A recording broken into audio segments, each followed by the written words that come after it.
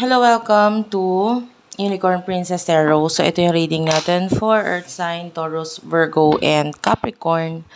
Take only what resonates. Bali, hindi ito magre-resonate sa lahat. Kunin mo lang yung mga messages na magre-resonate para sa'yo. For personal reading, Jing Tarot Reader, i-search mo na lang siya sa Facebook. Siya yung pwedeng magbigay ng personal reading sa'yo. So, again, this is for Earth Sign, Taurus, Virgo, and Capricorn. Let's start your reading.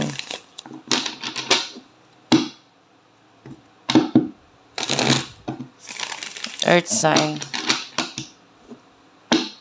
Wala. Shuffle. Okay.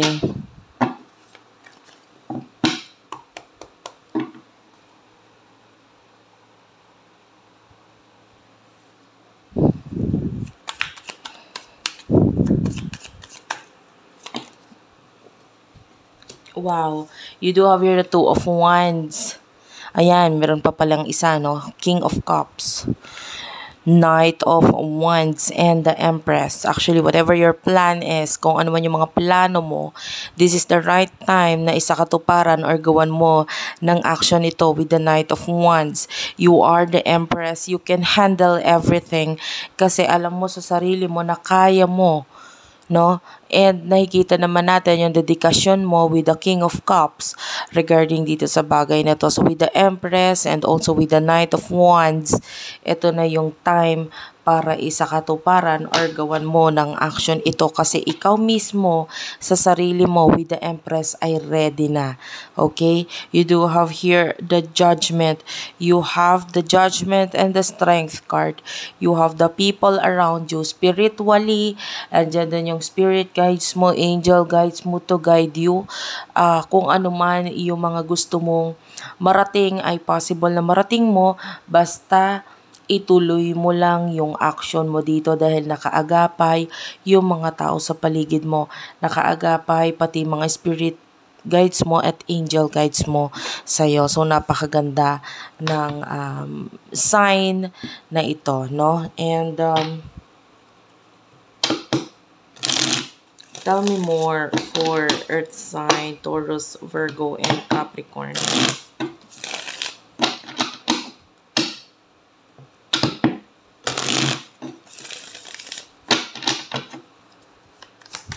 Kuha tayo ng messages pagdating sa love. I will not take this masyadong marami. Pagdating sa love, you do have here the Seven of Swords, the Queen of Pentacles, Six of Wands, and the Death card. Actually, this is like an energy of a person na umiiwas with the Seven of Swords sa'yo because you are the Queen of Pentacles. You are the Empress. Parang nahihiya or nahihirapan lumapit or gumawa ng action itong taong ito because you are the Six of Wands. You are the Queen of Pentacles and the Empress. You are a victorious person. No? Parang lahat nasa iyo eh. Stability, no? If you're not stable, this is not your reading kasi nakikita natin napaka-stable mong tao. Napaka-victorious mo. With the Six of Wands, marami ka ng accomplishment. Marami kang achievements sa buhay and you are kamahal-mahal, kagusto-gusto with the Empress. And at the bottom of the deck, you do have here the Six of Cups. So, nakikita natin dito yung dedication nitong taong ito sa'yo. Or actually, not dedication, but actually, yung paghanga niya sa'yo na maybe nahahalata mo na yon in the past. Kasi, maybe sa tingin niya, sa actions niya, yun. Pero ngayon wala akong nakikitang actions niya kasi nakikita natin that there's a death, we do have the Death card, so there's definitely an ending na nangyayari sa inyo, separation na nangyayari sa inyo nitong taong to. And let me know, no? Let me ask, bakit itong person na ito ay hindi makagawa ng actions or bakit siya umiiwas? Tell me. for Earth sign. Four of Wands. Clarify the Four of Wands. Seven of Wands and the Five of Cups. Okay, so yeah, the Three of Coins is here. So yung iba sa inyo, pwedeng kasi maraming pagle-level up na nangyari sa iyo nitong mga nakaraan. Level up ng stability, career, skills, everything about you is perfect dahil nag-level up ka talaga ng husto. Kumbaga, maaaring siya, naiwan siya sa baba. Tapos ikaw, paunti-unti, nag-level up ka, paakyat ka ng paakyat hanggang nakarating ka doon sa tuktok. Or kung hindi man sa tuktok, basta at least malapit ka na doon.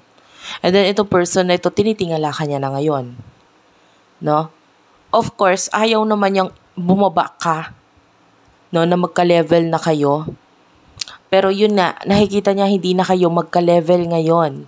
Mataas ka na ngayon, ang hirap mo nang makuha, ang hirap mo nang abutin. So that's the energy of your person. This is with regards sa stability. Maybe hindi maganda yung nagiging balita pagdating sa kanyang stability, sa kanyang career. And that with the Five of Swords, nakakalungkot itong bagay na ito para sa kanya. This is what is causing him or her na umiwas or lumayo sa'yo or sa reconciliation sa inyong dalawa. You are the Queen of Cups. You are the King of Cups. Hindi niya nakita yung sarili niya doon. Hindi niya nakita yung sarili niya na kaya kanyang pantayan. So, Page of Wands and Four of Pentacles, marami siyang message na hindi masabi sa'yo at gustong sabihin sa'yo.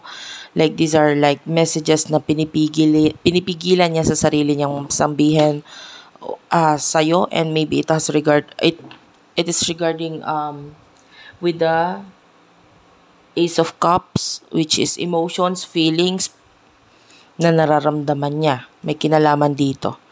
Hindi niya masabi sa'yo. You see, with the Page of Wands, kung makikita mo yung right hand nitong Page of Wands, instead of holding the stick, it's holding his or her mouth. I don't know, pwedeng meron kang hobby ng pagkagat ng kuko, or maybe that's your mannerism, magkagat ng kuko or something. This could be a reading. Okay lang kahit hindi. But anyway, ito yun eh. Mas nakikita natin na mas nauuna sa kanya na i-silent or patahimikin ang kanyang sarili kaysa ang mag-take ng actions papunta sa'yo. What is the advice here for our earth sign? Ano yung advice for our earth sign? Knight of Pentacles, the Chariot, the Fool, and the Ace of Wands. You have to focus on your new beginnings. You have to focus on your journey with the Fool. The Chariot, maybe you have to walk away, run away from the connection. Ikaw ang umiwas, ikaw ang lumayo. Kumbaga, hindi mo siya kailangan balikan, hindi mo siya kailangan gawa ng action. Just focus on yourself. Yun yung sagot or advice for you, and you need to focus on yourself. Why? Kasi maraming naghihintay ng success and money na paparating pa para sa'yo. Okay? I mean, mas marami kang dapat pagtuunan ng pansin ngayon kaysa itong person na ito. So what will happen in the near future for you, earth sign? In the near future, hindi ako kumbaga nagulat ako dahil hindi ko in-expect ito. The Three of Cups is here. In the future, I can see possible pagta-travel. I can see possible reconciliation sa inyong dalawa. Kaya ako nagulat kasi ang layo, 'di ba? Parang from not taking actions, I can see in the future a reconciliation na mangyayari sa inyong ng person na ito, because actually, hindi mo man alam, pero yung bond ninyo sa isa't isa ay hindi basta-basta. With the Strength card, you do have here the Eight of Wands. And I feel like na although ngayon hindi maganda yung connection ninyo, there's separation, there's this new beginning sa inyong dalawa ng person nito in the near future. Kahit nagko-concentrate ka sa trabaho or sa career mo, mo, your person is still waiting for you. And I can see possible actions mula dito sa taong ito. With the 9 of Pentacles, I can see this person na might be, mabagal man, pero darating din with the 5 of Swords. And you do have here the Knight of Swords, the Queen of Cups, mas nangingibabaw pa rin yung emosyon niya para sa iyo. Kumbaga, kung balik tayo doon sa sa issue niyo, not issue but rather yung situation niyo na kayo ay nasa hagdanan, 'di ba? Siya yung nasa baba, ikaw ay malapit ka na sa tuktok, pero yung person mo tatawagin ka pa rin niya. Kung magagagawa siya ng action, okay, mataas ka, pero gagawa ko ng action para kahit papano, mapansin mo na nandito pa rin ako. At dadating ako, mabagal man. Hindi mo kailangan hintayin. At this person is telling you, hindi mo kailangan hintayin. Move on ka lang sa buhay mo. Sige lang, mag-focus ka lang sa career mo. Dadating ako dyan, medyo mas mabagal lang ako sa'yo. Okay, you get my point. Okay? So, thank you for watching. I love you all and bye-bye.